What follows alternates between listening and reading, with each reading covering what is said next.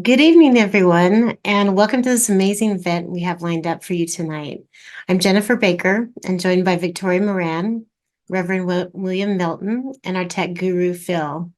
We're delighted to have with us Bill Van Noter and Elissa Free, a remarkable husband and wife duo.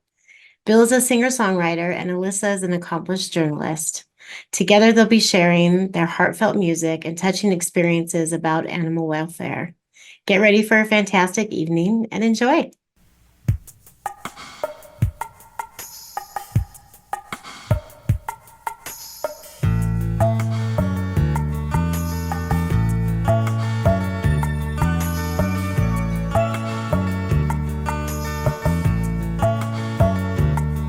Consider the mockingbird song. Consider the difference between right and wrong. We're here on this earth, can't we all get along? There's time to find peace, let us hope that it won't be long.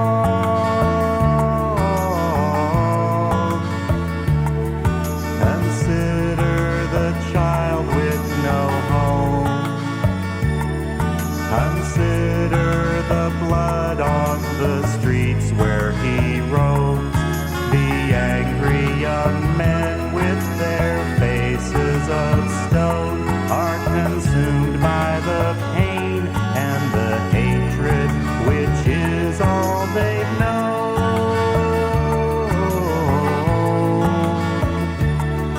The bruised and the battered, the wounded and sore, the souls who are shattered seek peace once more. Consider the frightened young doe. Consider the arrow that shot from the bow. The stream where she drank once clear now only flows with the poisons of progress which threaten all that would grow.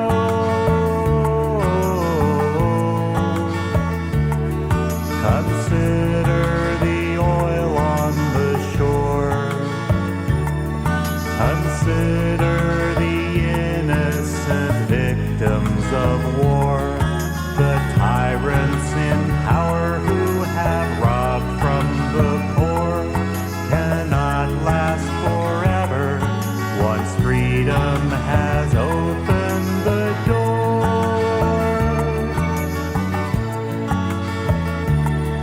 The bruised and the battered, the wounded and sore, the souls who are shattered seek peace once more.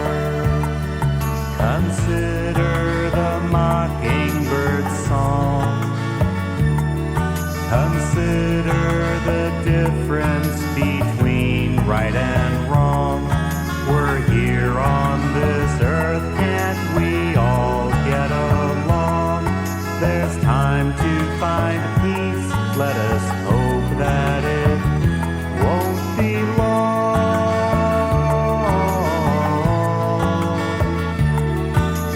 No, it won't be long. It won't be long.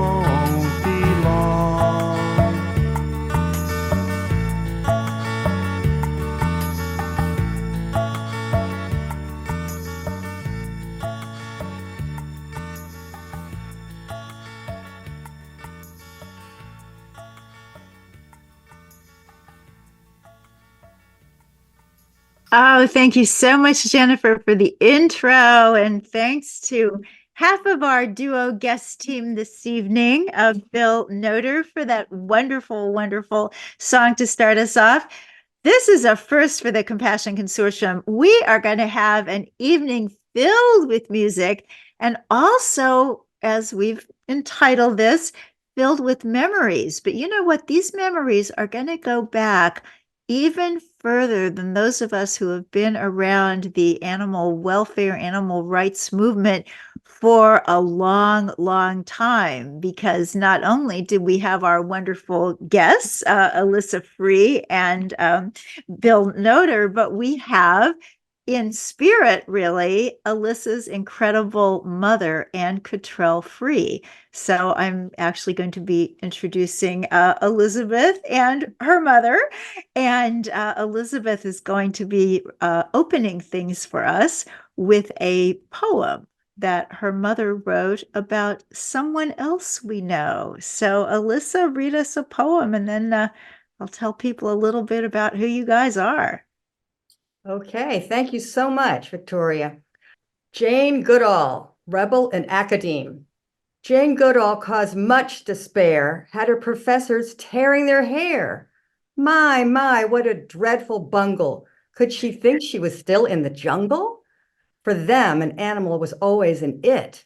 Her outlandish ways gave them a fit by insisting on she and sometimes he when writing about the chimpanzee. Oh, I love that. And yesterday, she posted something on social media saying that everybody thought that her favorite animal was a chimpanzee, but she said, no, they're too much like people. And some of them can be really nasty. My favorite animal is the dog. And I thought, well, you certainly have a lot of friends in that. So we diverge. So this lovely woman who just read her mom's poem for us is Elissa Free.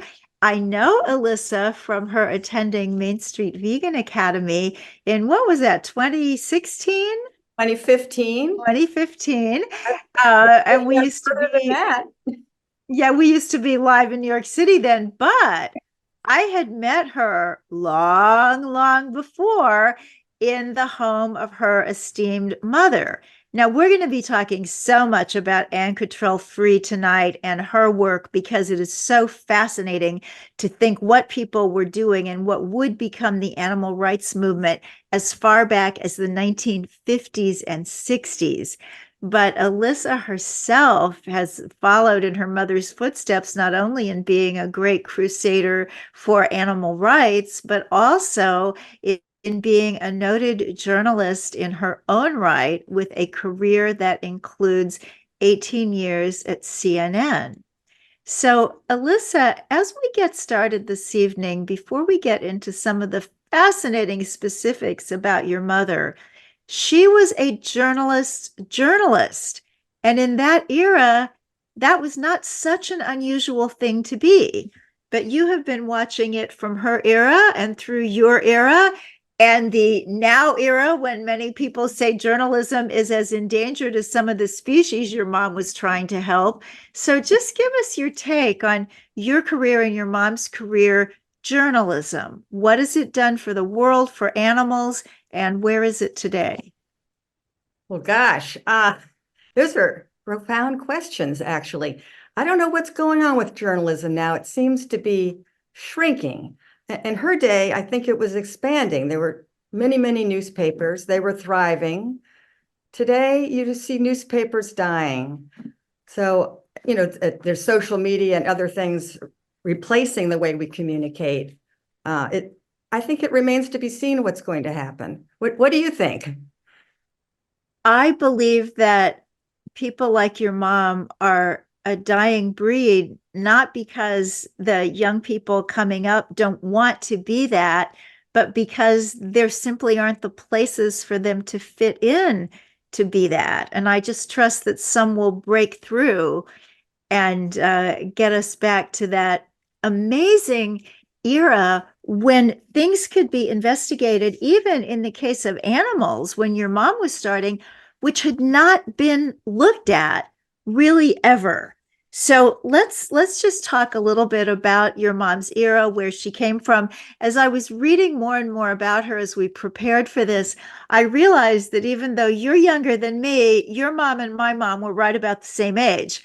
And they were both born in the South, your mom in Richmond, Virginia in 1916. So when we think about how life was, very, very different. And yet, Mhm. just like so many of us, she was influenced by the cruelty to animals that she saw around her in her own life. So, can you talk to us a little bit about your mother's beginnings and how it brought her to animal journalism?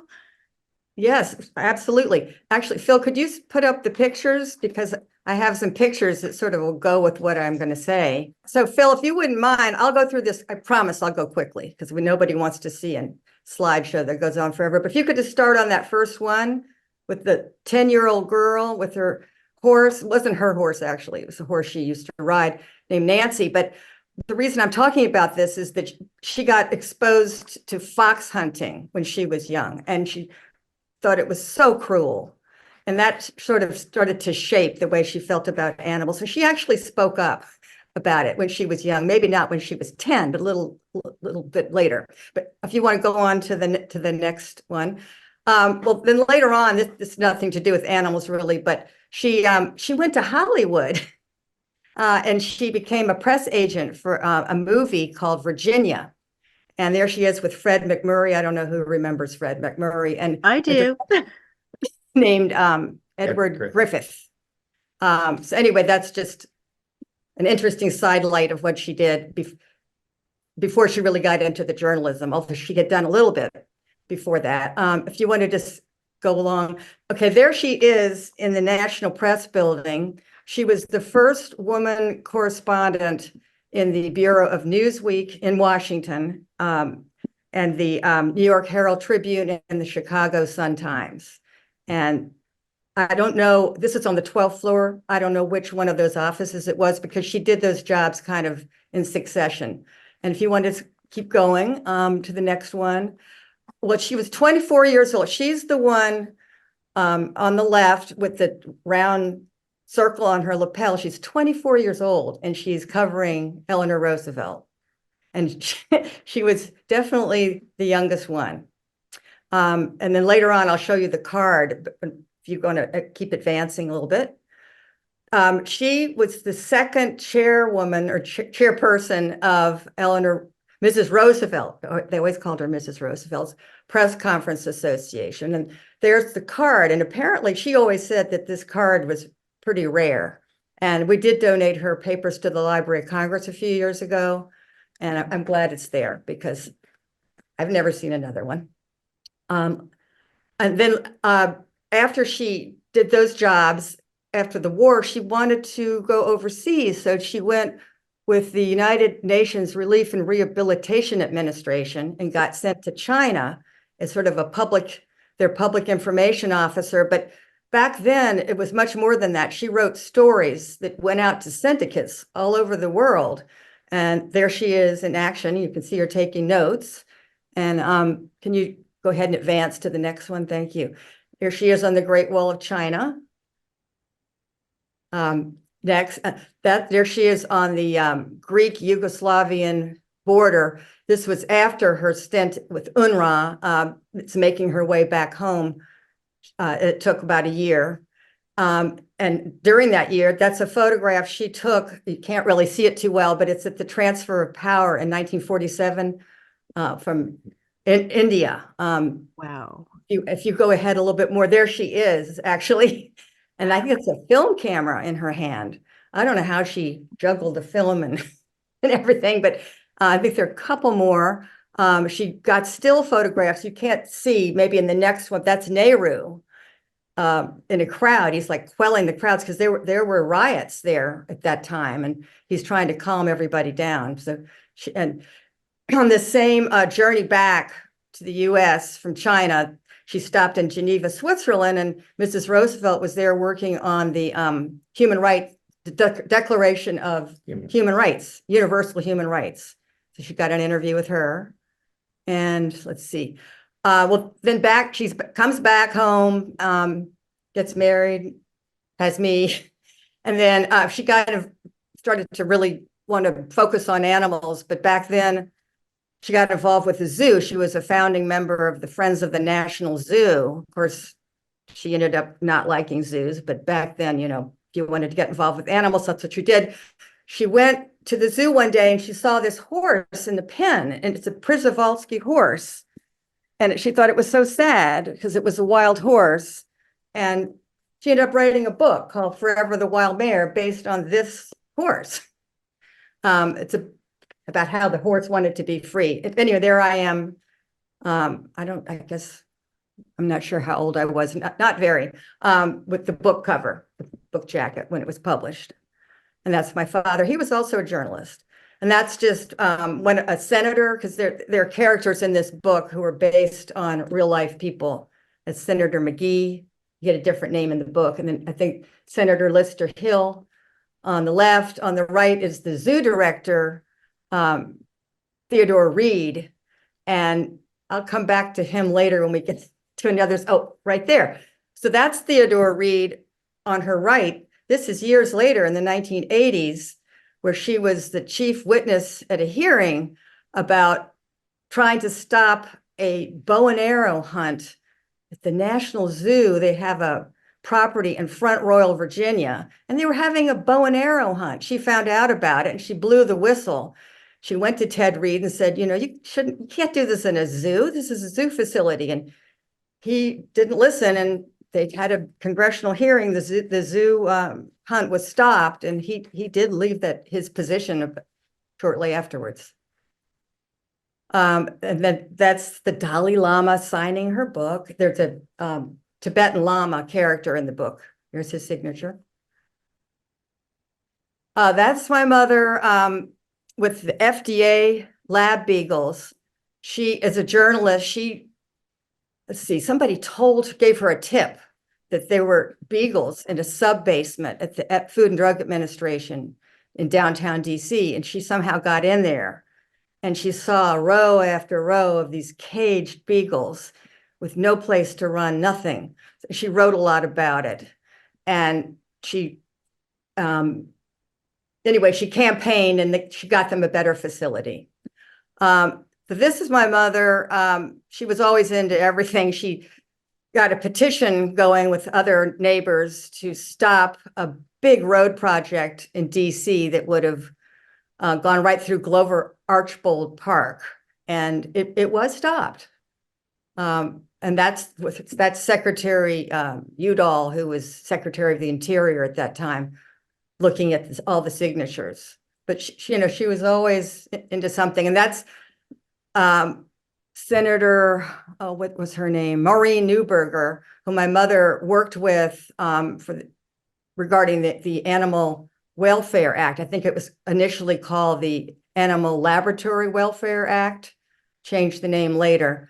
But she wrote a lot about it, but she also, she kind of lobbied too, because it was something she cared about. That photograph, if you look carefully, you'll see that's JFK on the right. And then my parents are sitting together in the audience, so to speak. And that's on January 2nd, 1960. That's when JFK declared his candidacy for president. My parents wrote a syndicated column together for a while as well called Whirligig. So it might have been in connection with that, but I kind of like that picture. That is my mother with LBJ after the signing ceremony for the Animal Welfare Act. I think she even got a pen. Presidents give out pens. That is a magazine insert, Washingtonian magazine. My mother found out about the terrible euthanasia that was happening at the DC dog pound. So she wrote a big story in the Washingtonian magazine that did result finally in the contract going to the Washington Humane Society and much better euthanasia for the animals, dogs and cats. And my mother also got a phone call one time from Rachel Carson when Rachel Carson was working on Silent Spring, and they became friends. And by the way, my mother gave her materials for the book, but also she asked Rachel if she would lend her voice to the situation with those laboratory beagles that I mentioned. And Rachel did. She wrote letters, and my mother always thought she would have done more had she lived. But after Rachel died, my mother suggested in a magazine story that a national wildlife refuge should be named for her, and everybody should write a letter to the Secretary of Interior. And his name was Walter Hickel. And they got tons and tons of letters, and they did find a beautiful location in the state of Maine. And that's a picture from the opening dedication. Oh, there's my mother with Ingrid Newkirk. By the way, we were talking about Jane Goodall earlier. My mother introduced Jane Goodall and Ingrid Newkirk. I can't remember just when that was, but my mother got to know Jane Goodall through Bill's parents, actually, because Bill's parents were her neighbor in Tanzania, in Dar es Salaam, when Bill's father was with the World Bank. And then Jane Goodall, when she'd come to Washington, would stay with Bill's parents. So my mother had the opportunity to get to know her, and then, of course, introduced her to Ingrid. And Ingrid, of course, was the co-founder of PETA, People for Ethical Treatment of Animals. And I think Jane did go with them to look at some bad situations happening in the Washington area with primates. Speaking of primates, that's one of the Silver Spring monkeys. Victoria, you remember the Silver Spring monkey case? Sure. Yep, that was one of the first, well, I guess it's probably the first lawsuit, trial, prosecution of animal cruelty, laboratory animals. And that's my mother with one of the Silver Spring monkeys. PETA did that. One of their, Alex Pacheco, one of the co-founders, he went undercover and documented terrible things behind the scenes that he saw when he was working there. And well, there she is with Dr. Goodall. The poetry book. Oh, and that was a poem. Oh, yes. Yes, Bill's prompting me.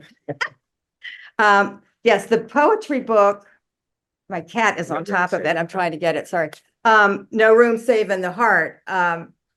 That's the poem that we read is in this book. And Jane Goodall wrote a very nice blurb for the book. So No Room Save in the Heart. There's a Facebook page. If anybody's on Facebook, just put that in, No Room Save in the Heart. And a lot of her poems on there. She got a lot involved with a lot of people in nursing homes in DC, particularly a home for the blind. So that's just an example.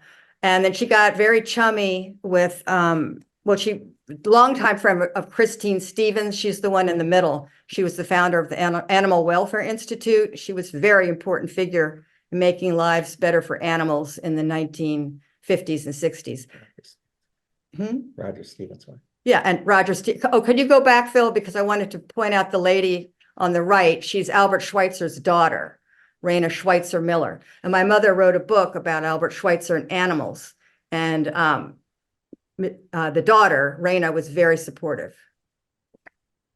Later on, my mother co-founded the Vieques Humane Society in Puerto Rico. And those are some of the other founders. I think if you go to the next slide, you can see the terrible conditions at the time that 1987, the only animal control on the island was like feeding dogs. This isn't happening here, but the municipality would feed them ground glass in meat or strychnine or something terrible. There was no vet on the island. There was nothing for the animals. And we went there on vacation, and it's a long story, but she came back to the mainland and let everybody know, help them raise money and get incorporated as a nonprofit.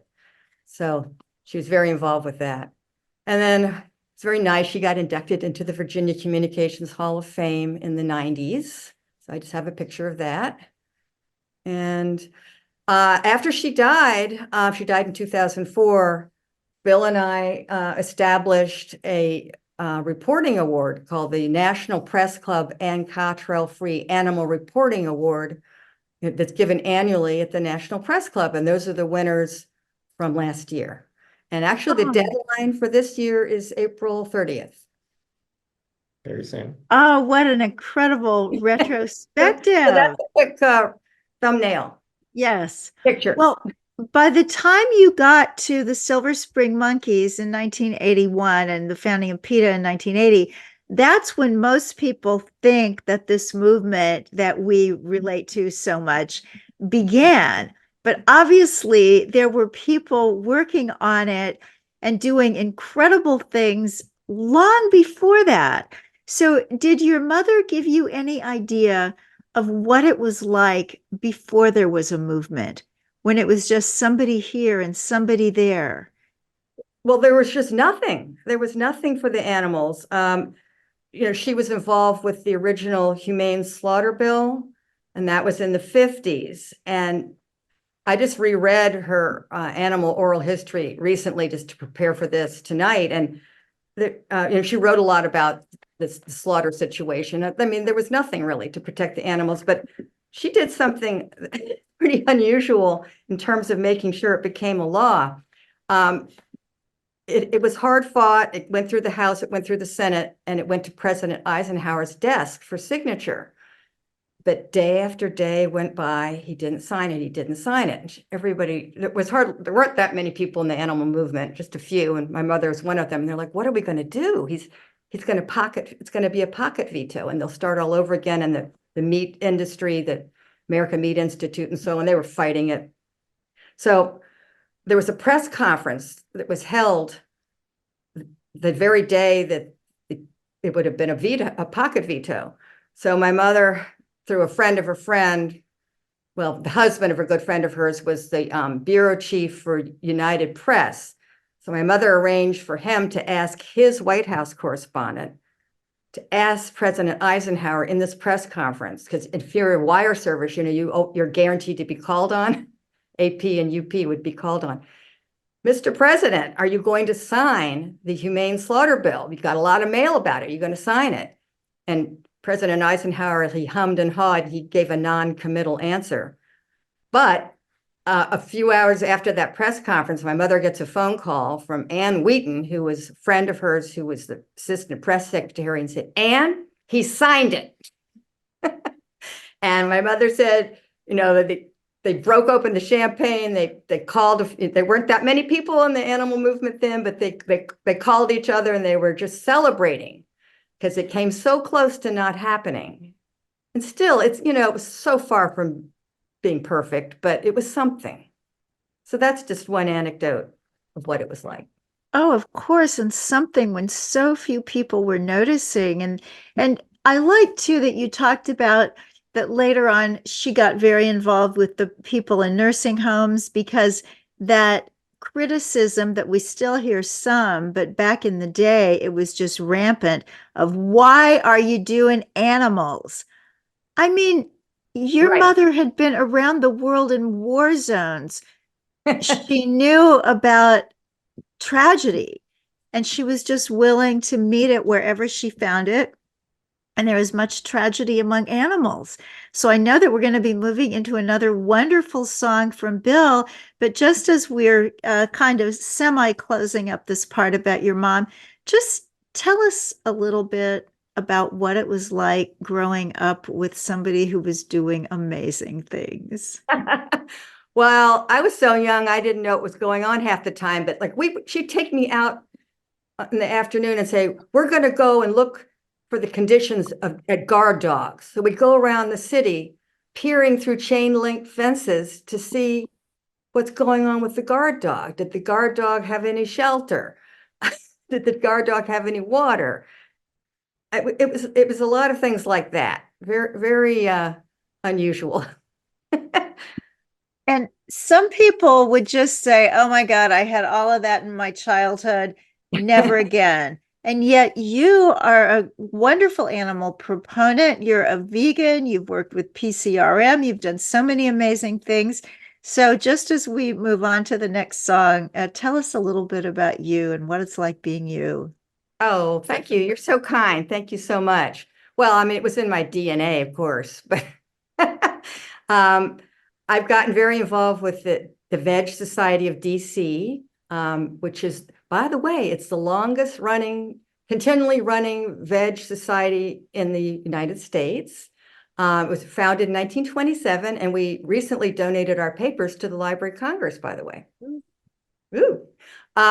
So I spent a lot of time on that. Of course, I'm a vegan, everything vegan. I loved your Main Street Academy, by the way. It's great. Go. So, you know, I care about it. We all care about it. And I just do everything I can to try to stop people from eating animals. Well, your mother would be so proud at how you're carrying on the legacy, how you picked a guy who's carrying on the legacy. So that is all good. And speaking of the guy, we're going to hear another one of his songs. Phil, can you bring up The Hunted?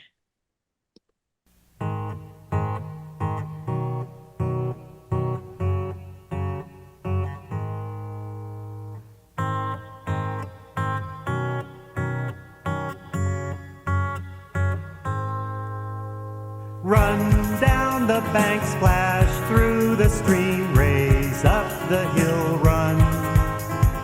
Wind at my back, there on my track, how far can I run? Why do they chase me? What have I done? Heart pounds in mouth, quick, faster now, run.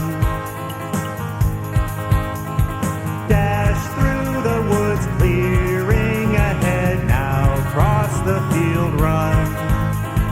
Can't keep my breath, losing my strength, where else can I run? Why do they chase me? What have I done? Heart pounds in mouth, quick, faster now, run.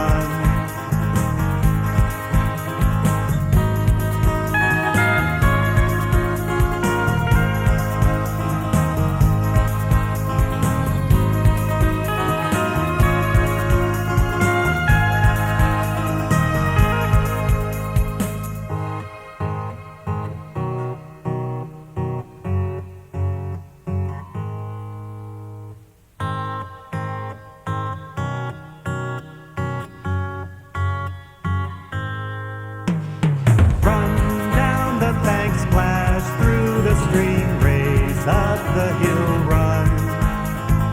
Wind at my back, there on my track, how far can I run?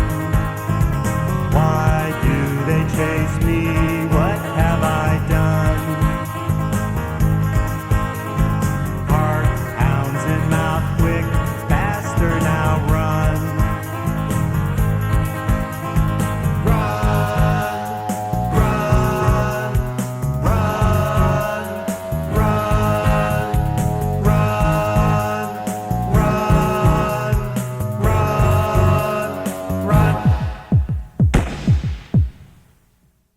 My goodness, thank you. Thank you so much. I think we're going to do more music nights. So this is truly a power couple. And now we're going to be talking about the other half. So Bill comes from a diplomatic family. He saw the world before he was very old at all. He has had a luminous career as an attorney and a judge. And all the while, he was a musician and an animal advocate. So, Bill, welcome. Thank you. Thank you, And Victoria. thank you for the music. How did you and Elissa find one another? Well, Elissa dated my brother in my younger brother in high school, and that's how we first met. But, you know, that was senior year of high school, and they went their separate ways. And then when I was in law school, much later, we were both out of college, I got invited to a friend of my brother's who lived in DC. My brother had gone off to California. And anyway, we met there again, and we met. sparks flew, and My brother was my best man at the wedding, though. He has no hard feelings. I know. And actually, it's my mother kind of picked him out for me. How so? Well, he was my boyfriend, and we went to a wedding. We were kind of crashing a wedding, and with Bill, and she said, "Well, how am I going to introduce him?" So we went through the receiving line, and she said, "This is Bill, Elissa's fiance," which is news to us. And then it never occurred to us we didn't have to go through it with it, but that's how it happened. So where did the animals come in? Were you already interested in animals, Bill, or did you learn all this from Elissa and her mom? I had been a temporary vegetarian during college, and that was as a result of, in probably around 1972 or 3, I believe it was CBS. There was a television program about factory farming, a documentary, and I had no idea of any of that. And actually, not a lot of people did. Factory farming wasn't a well-known fact at that point. People just didn't think it, and they still don't, but really very few people thought about where their food was coming from. So anyway, that inspired me to go vegetarian, but I always lived on campus at my college, and there was absolutely no support for that, and I really wasn't able to eat well. I mean, maybe some soggy vegetables, and then I overdosed on wheat germ, which is how I tried to get nutrition back then. And so I lapsed. But then when Elissa and I got together, then after a little while, in 1982, I went vegetarian. And then we together went vegan in 2008, which was as a result of our daughter, who was raised vegetarian. She read about the dairy industry for a school project in high school and decided she would go vegan. And after a little while, we decided we need to do that too. So we did. I love this family legacy thing. We've got now generations of just lifting the bar every time. So tell us about your music. Was that always something that you did as an avocation? Yeah. Phil, can you bring up the photos and just show the first one? So as you said, Victoria, my dad was in the Foreign Service with Agency for International Development, and in the early 60s, we were posted to Uruguay in South America. And this is my family. There were 5 kids, and when we got there, folk music was a big part of the culture there. And so my parents decided we would, other than my little sister who's right in front, the rest of us got guitar lessons, all from the same teacher. And not my father, but my 2 brothers, my older sister, and my mom. We all took these guitar lessons, and I was 10 years old then, and that's when I started playing guitar. And this is a Christmas picture or something. That's not really the guitar I used to play. It wasn't the size of my body, but Yeah. I started playing then, and I kind of, as a kid, played folk music and rock music, Beatles songs, this and that. Then when I was a teenager, I don't know, somebody said, if you want to be a good guitarist, you need to study classical guitar. So I did that as a teenager for about 3 or 4 years, and had a classical guitar and played that, loved it. But then when I went to law school after college, I kind of dropped it because I was just too busy. And I didn't really pick up the guitar again very much until I was almost 40 years old. And all the while, I had only had this classical guitar, which has nylon strings. And I'd always wanted to have an electric guitar or a steel string guitar. So around when I was 40, I decided I'm going to get myself a steel string guitar. And of course, it had to be a Martin. So this is the guitar that I play most of my acoustic music on.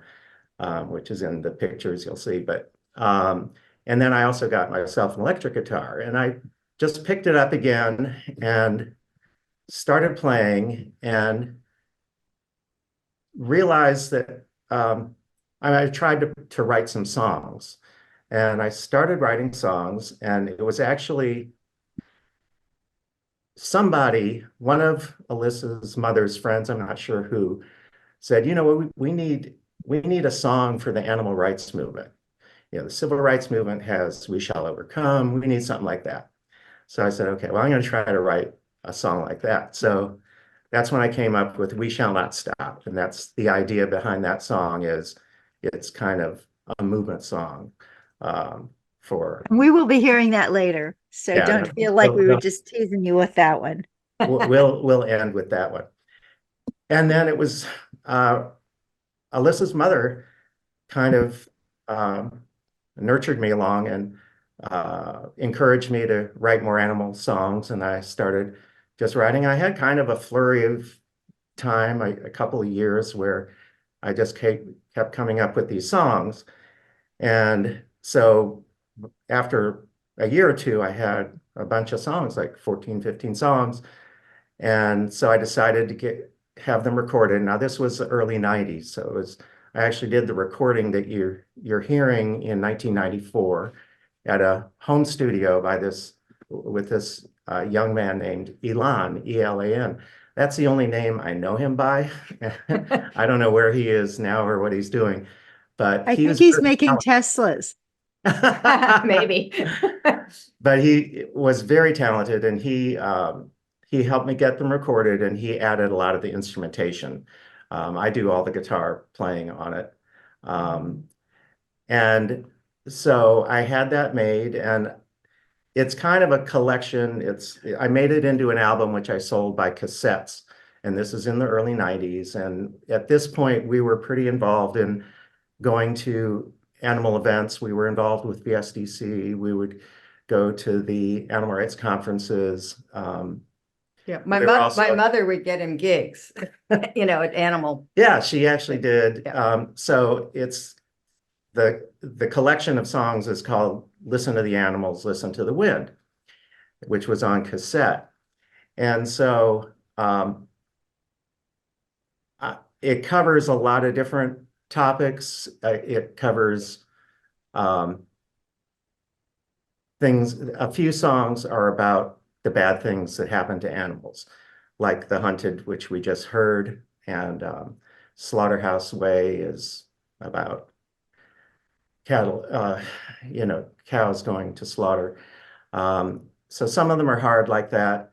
Some of them are about the overpopulation issue. So they're sort of lost dog songs. One of them is based on a true event where we rescued a dog in France. It's called Yankee Mel. And so some of them are educational that way, and some of them are better for kids than others. Some of them are more inspirational and kind of for people who care about these things to try to,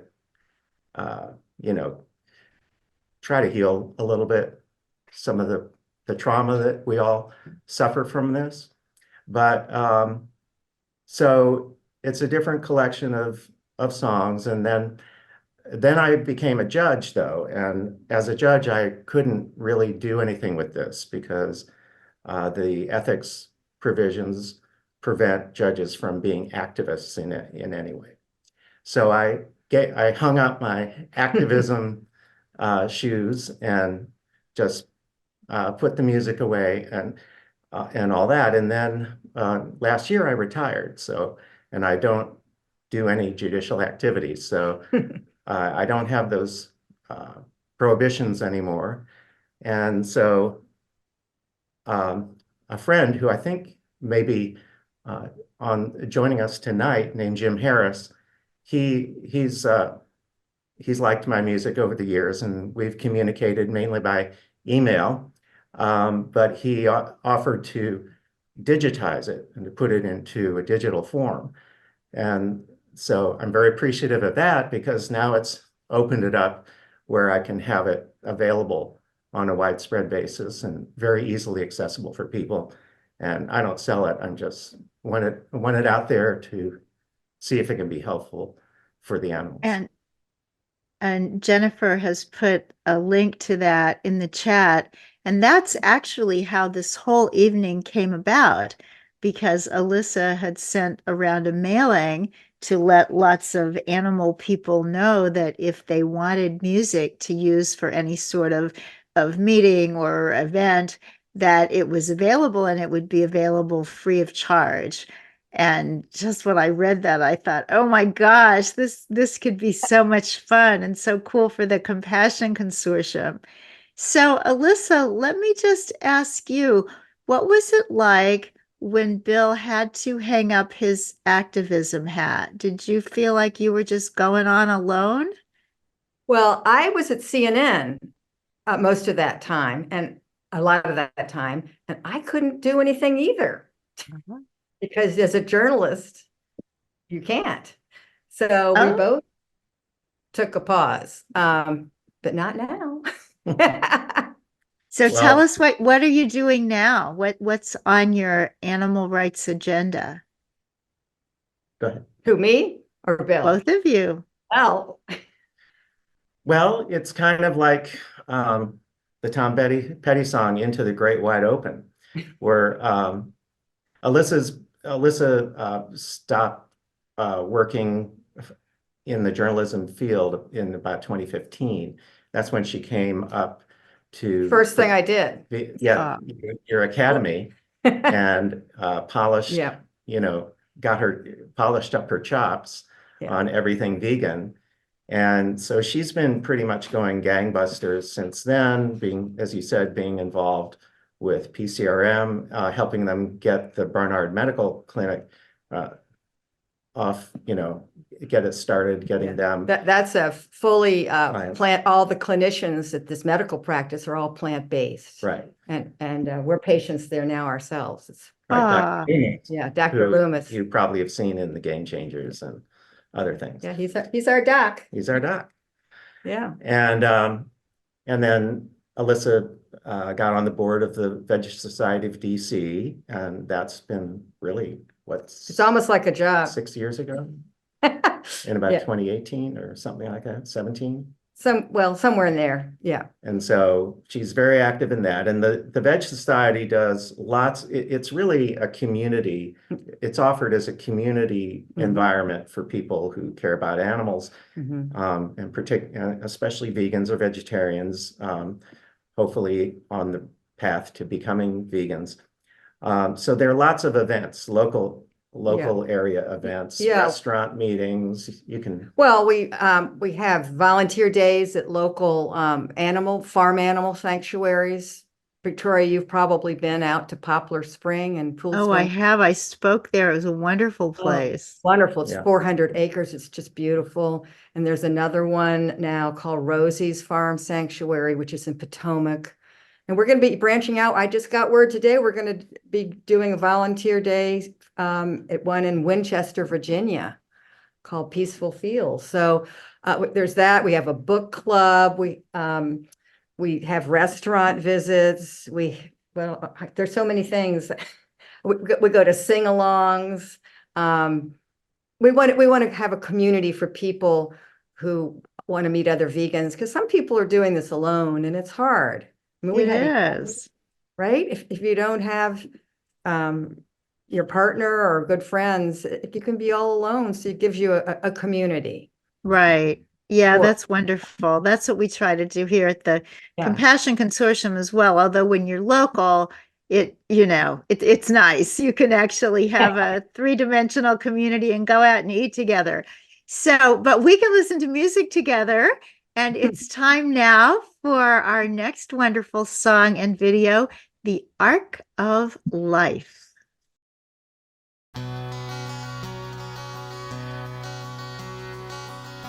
In the days of old, there was a good man named Noah, we're told. And throughout the land, only violence and sin were at hand. And then he heard from his Lord that he should fashion from timber and board a great ark of life a great ark of life.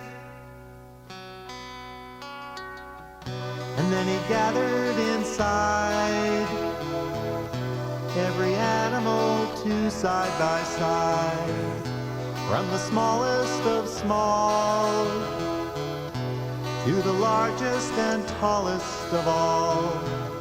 And then the rain it poured down till it covered every inch of the ground. 40 days and nights, 40 days and nights.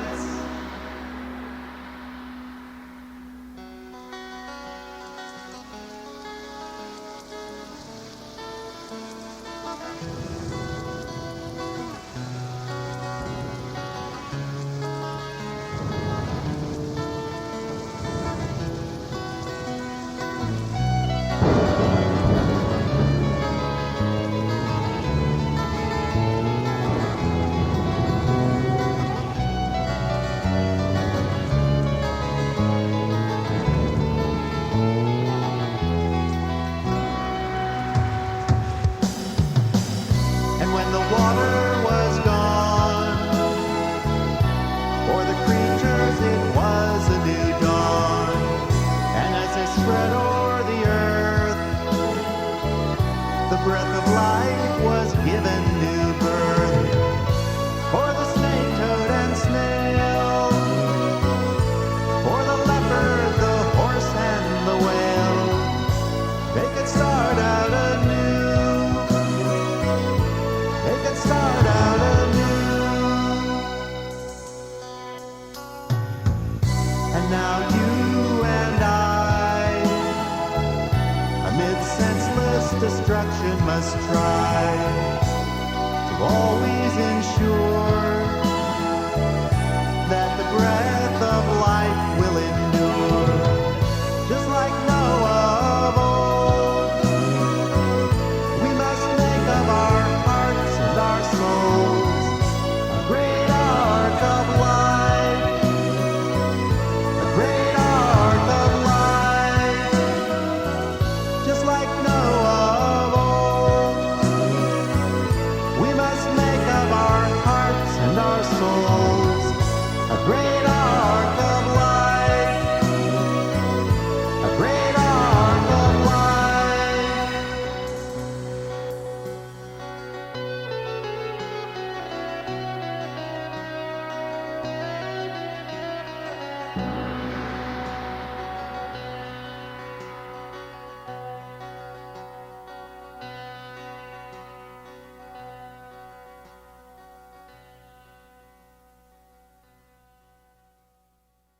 Ooh, thank you.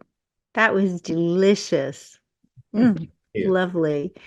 And everybody, that music is available. So if you think you might need some music sometime soon, you know where to look. Now, what Phil is going to be doing is making it possible for everybody who's present to go to the chat and type in some questions for Elissa, for Bill, because what we want to be talking about in these last several minutes before we have another song, the one we promised, is we want to talk about where we are now and where we're going. Where is this animal movement headed? What kind of hope are we seeing on the horizon? So, Bill, are we unblocked yet? There we go. Okay. Oh, yeah. Where do I get rights to sing the songs in church? Well, Paul is asking. you don't need to get rights. You can use the songs.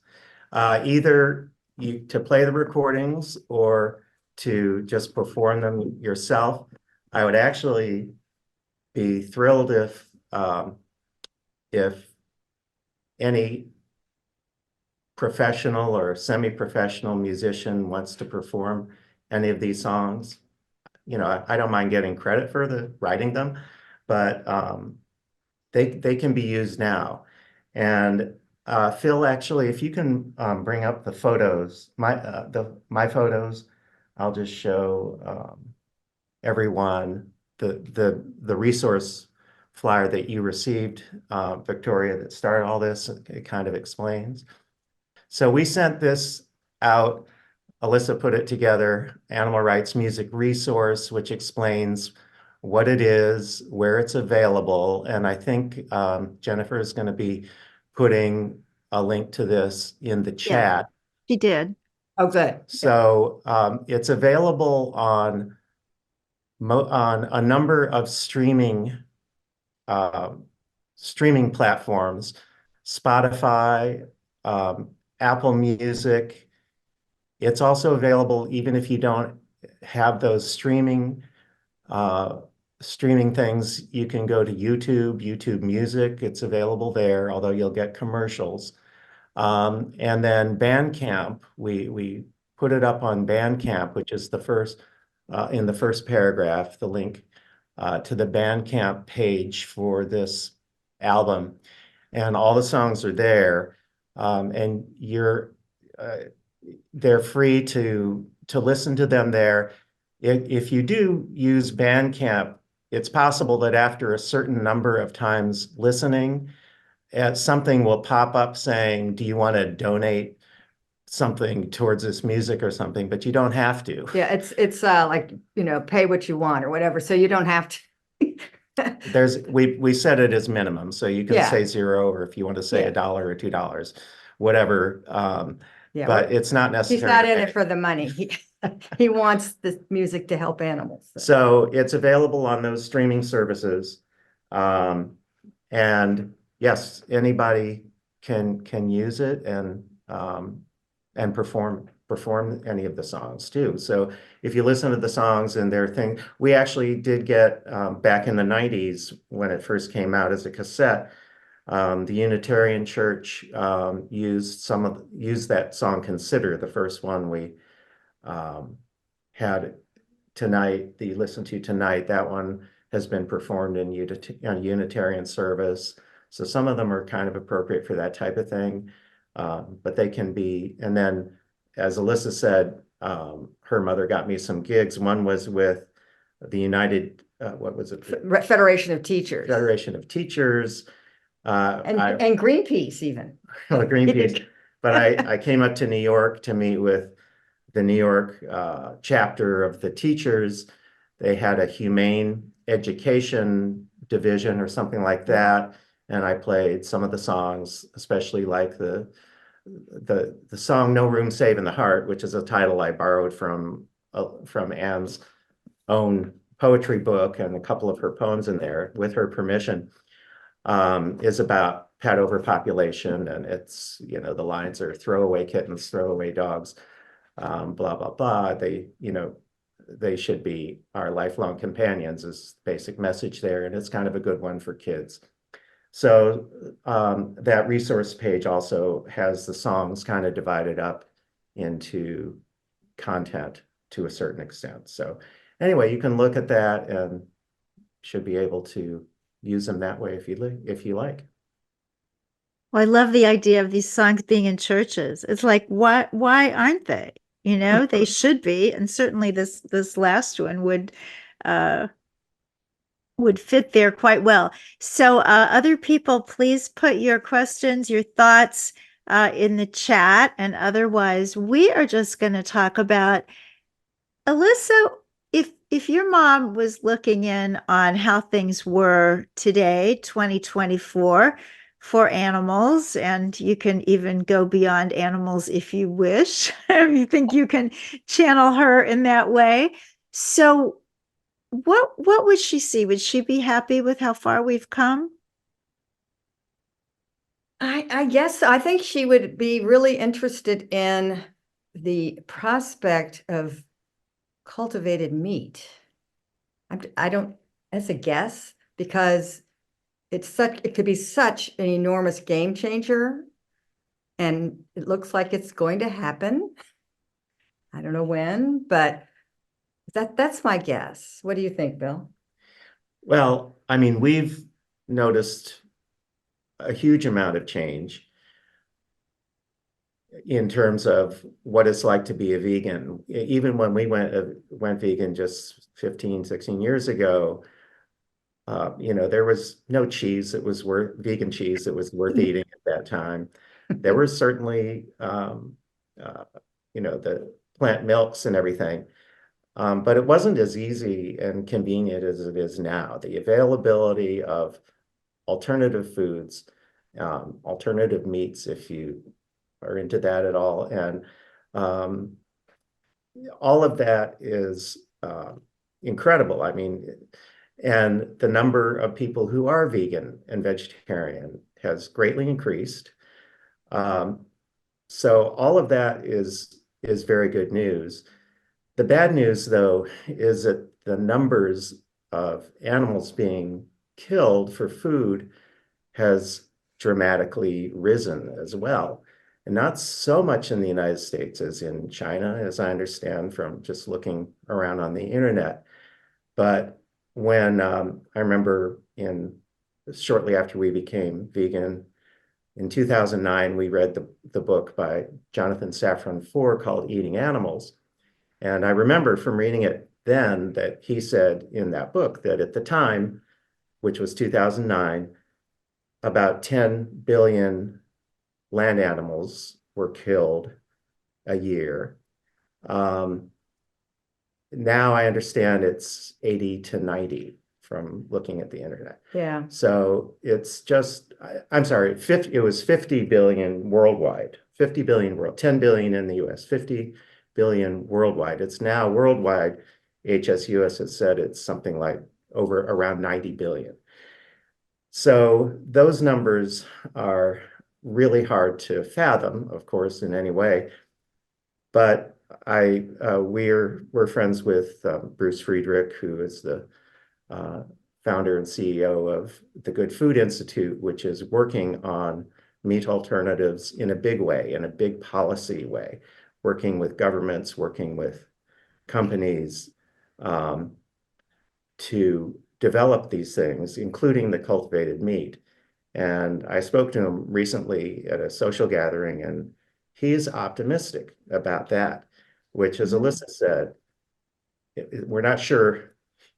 I don't think he didn't tell me when he thinks it's going to really be here in a big way, but that it's inevitable that it will be, because the planet just can't sustain that kind of activity the way it's done.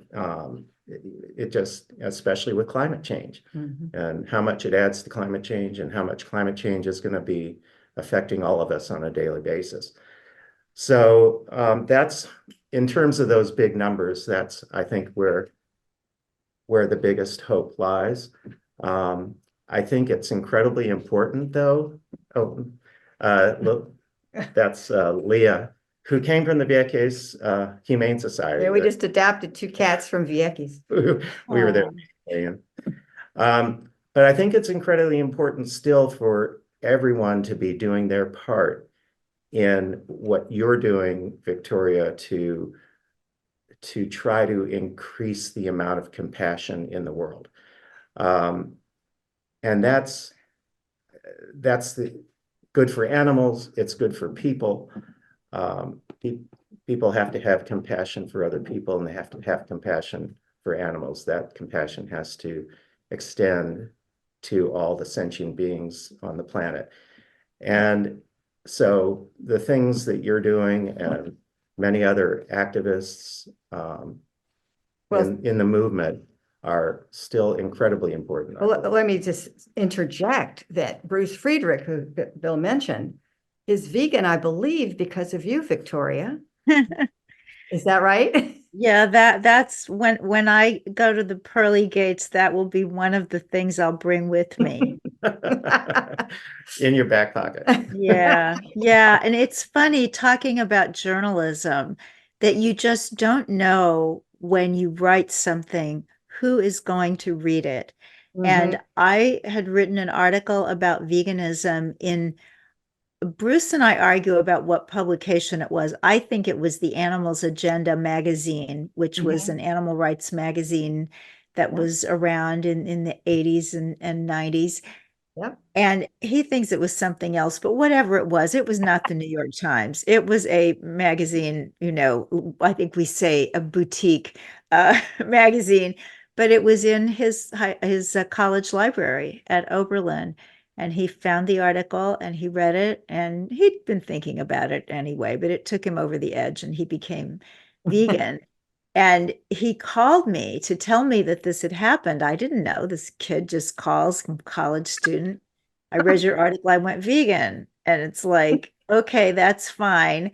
Well, now he's Bruce Friedrich. And for those of you who don't know, 20 years with PETA, 5 years with Farm Sanctuary, law degree, went to Mercy for Animals, and started the Good Food Institute, which, if it is humanly possible for the cultured meats to come into this world, he's going to make sure it happens and happens completely humanely, and doing the best for the animals and everybody else. So we've got some more activity over here in the chat. So Jim Harris is asking, how about some sheet music of Bill's songs for churches and animal groups? Is that available or coming? Great idea. That's a great idea. I don't know how to write it. Well, We'll have to talk to you if you can tell us how to do it. actually, there's a wonderful composer and lyricist here in New York City who's part of Oh. the Compassion Consortium and part of our wonderful vegan movement. And Okay. she knows how to do things like that. Somebody would have to come up with some payment, because this is how she makes her living, but she could Right, certainly right. do it. She has Okay. all the techno stuff now for doing it that way, but I've also seen her with staff paper making those amazing little marks that turn into music, which is kind of magical. So Dave Simon is thanking you both. Dave is, you probably know Dave, Metonomics, and he's also the director of our board at Board of Advisors here at the Compassion Consortium. Bill, where were you a judge, and did you know any other vegan judges? Are vegan judges aware of one another? And if so, what is that like?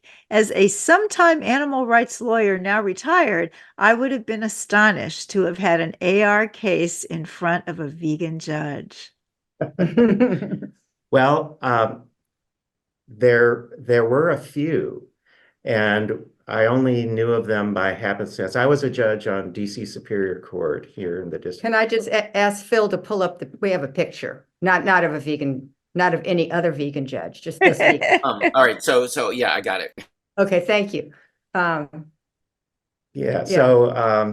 I was a judge in two different capacities over 22 years at the District of Columbia Superior Court, which is a trial level court similar to the New York Supreme Court.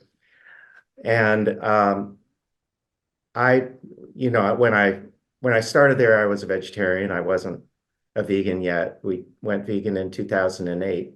There were very few either vegetarians or vegan judges. The thing is that if I had gotten an animal rights case, I would have had to, under the ethics rules, disclose to the parties that, I'm a vegan, that I feel this way about animals. And if it was a case where that could make a difference, then I would probably get kicked off the case. I would be asked to recuse myself. I never did have such a case. I did a lot of family court work, especially with neglected and abused children. And so none of my vegan thoughts or anything really went into that. But there were a few others. Well, I was always after him to get with the others, well, one or two others, to try to stop the rat poison situation in the courthouse, that kind of thing. But anyway. Well, it's interesting that you did the work for endangered children, and you didn't have to go to anybody and say, now, I really don't like the fact that children are harmed, So if I may have a vested interest here, but when it comes to animals, then it's a vested interest. It is, and there isn't there's not a lobby for child abusers, out there. It's not a controversial issue that it's bad to neglect or abuse children. But as you say, there are vested interests in the whole meat industry, and it makes it controversial. Yeah, I used to make that point a lot, what you just said, Victoria, but yeah. Huh. So anybody that wants to ask a question, if you could send that to me, Victoria Moran, so that Phil doesn't have to transfer it over, that would be helpful to Phil. So we're having more wonderful comments. So Chris Rood is saying that she has also been writing songs about animal rights. And you're at a sanctuary, aren't you, Chris? Let us know, and let us know which one, because I think I see you posting wonderful animal sanctuary pictures all the time.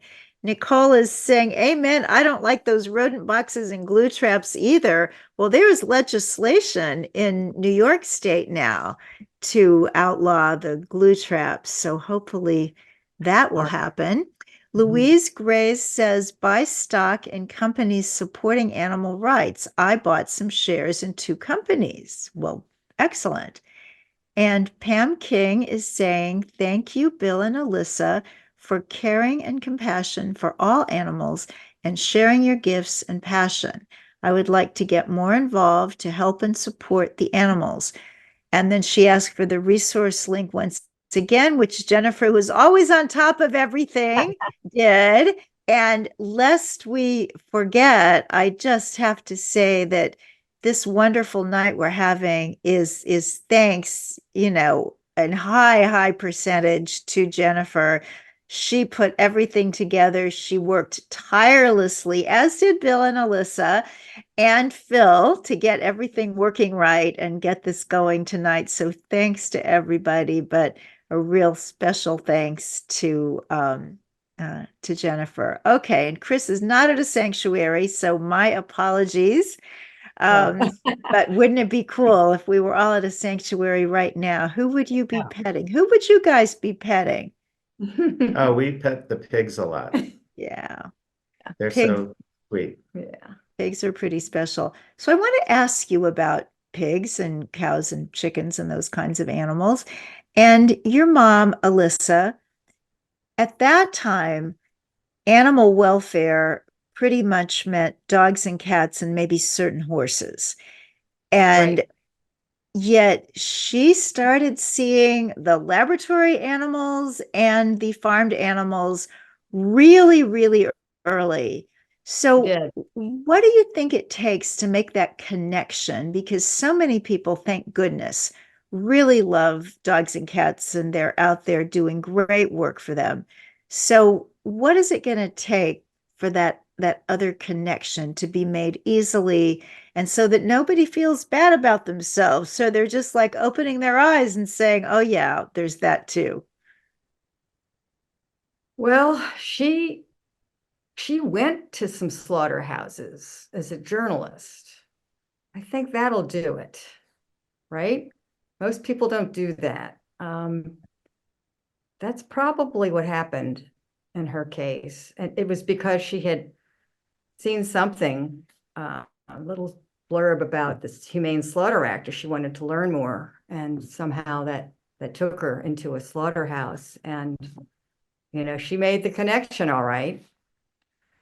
So that's why nowadays, all these documentaries, that turns a lot of people into vegans and vegetarians. There are a lot of good ones out there. Some of them are easy to get on Netflix.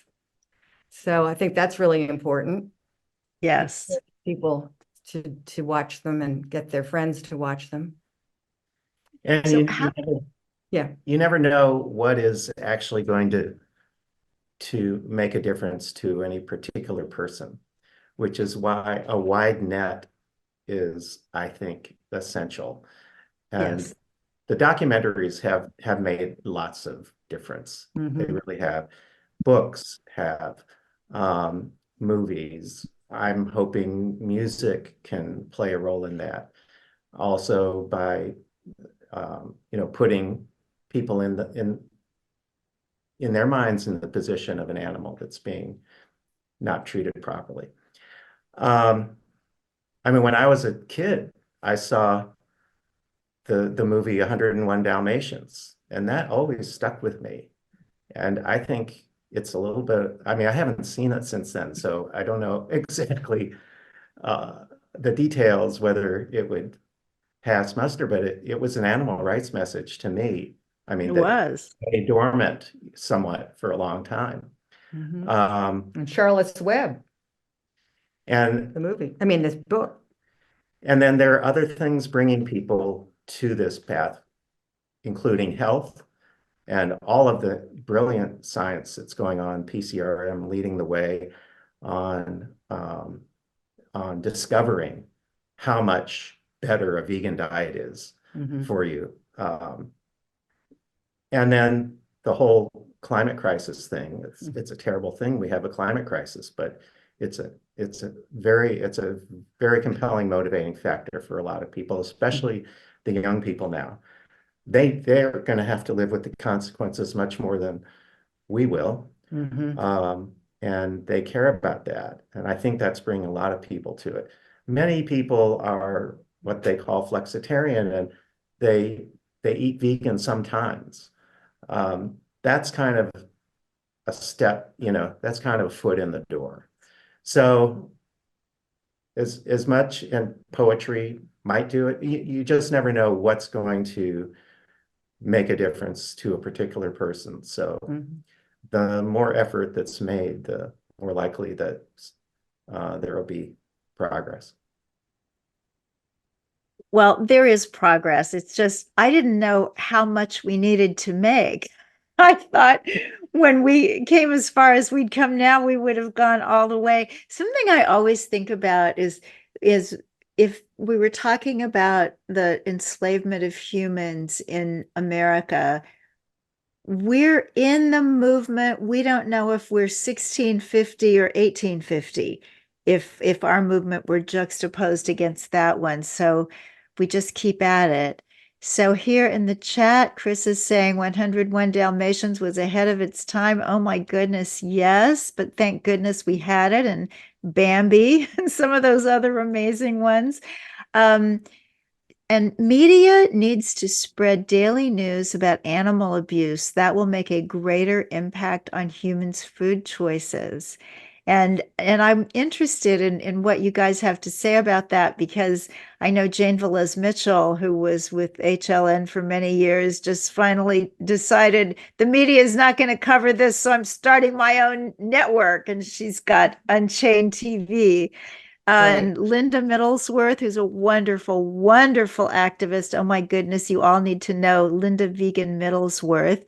I am protest UC Davis Primate Center on Saturday. I have protested them for years, but Saturday we will be on the news. Yay!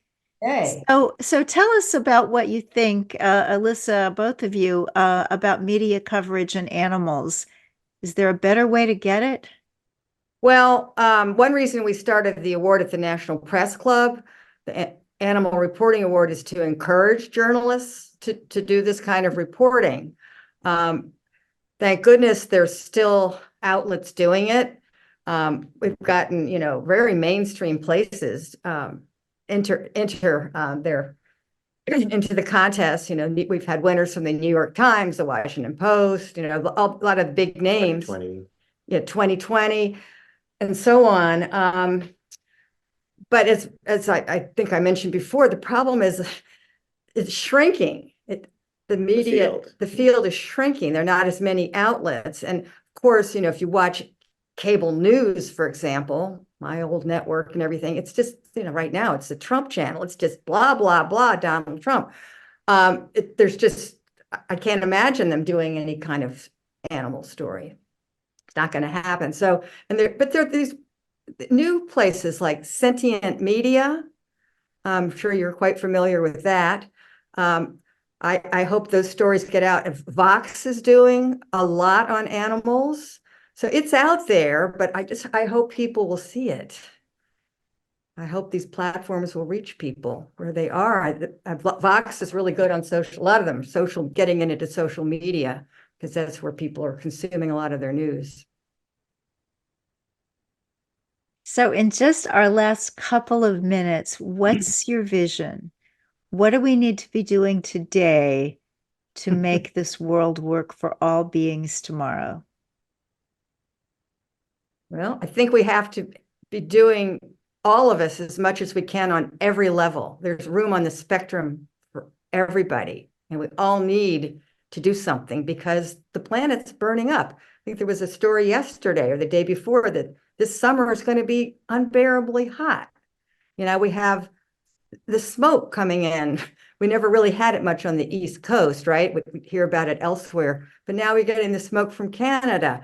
I mean, we're in a crisis. We all have to be speaking up. So it's important that we all do so. And what you're doing is fantastic. So that's what I have to say. What about you, Bill? I agree. Yeah. Well, and then we can just set it to music. So thank you both so very much. Thank you. Now let's just have a rousing rendition of We Shall Not Stop.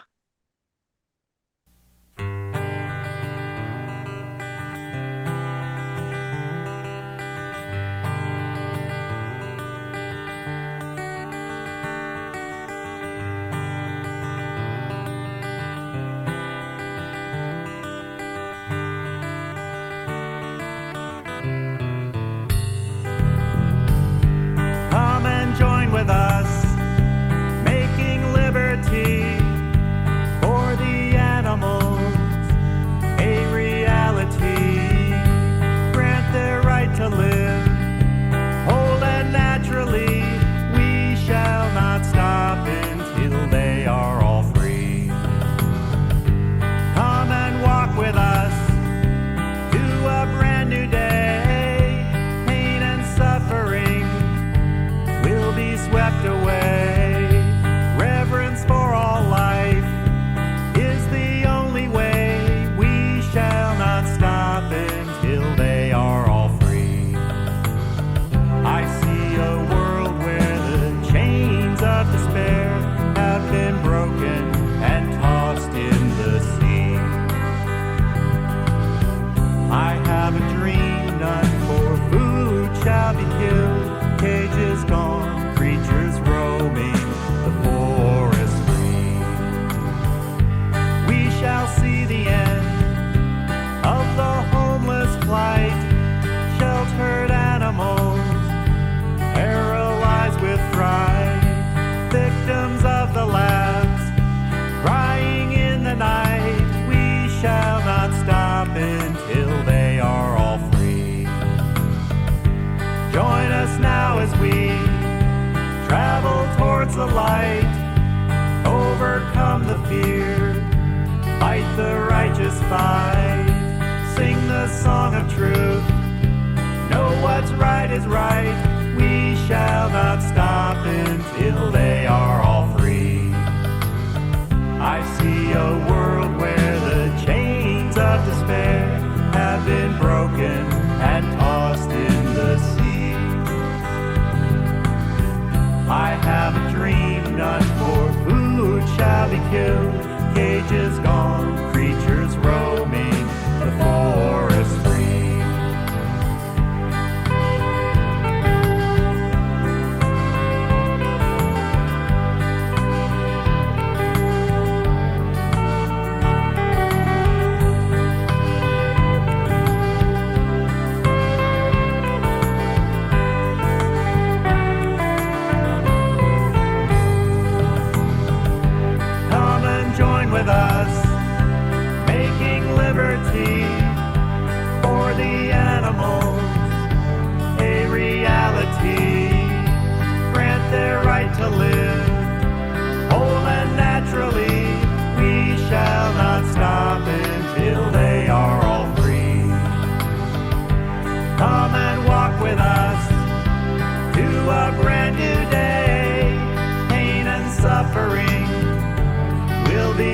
tucked away.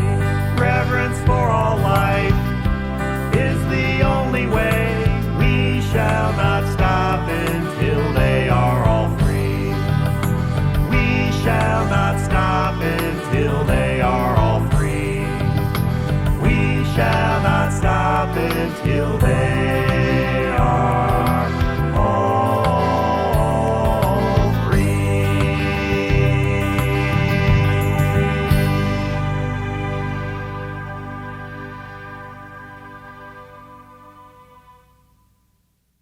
Sounds like we've got our anthem. Over to you, Jennifer. I was just going to say the same thing, Victoria, when you asked about their vision. I think that just is perfect for the ending tonight. So thank you both so much for coming. This was just invigorating, and I think got everyone thinking, and what can we do and what more can we do? So it was wonderful. I appreciate it. Thank you. Thank you. And Jennifer did all the graphics for songs. I know that took a little bit of time, and really appreciate all the work that Yes. that she did and Phil's doing and the whole team at Compassion Consortium. And we're just really, really honored to have been part of your program tonight. It was wonderful to create them and listen to them and read the words over and over too. So it was great. So thank you everyone for coming, and we look forward to our next special event will be in July, and that will be announced a little bit. So thank you all. We appreciate it. Have a good night.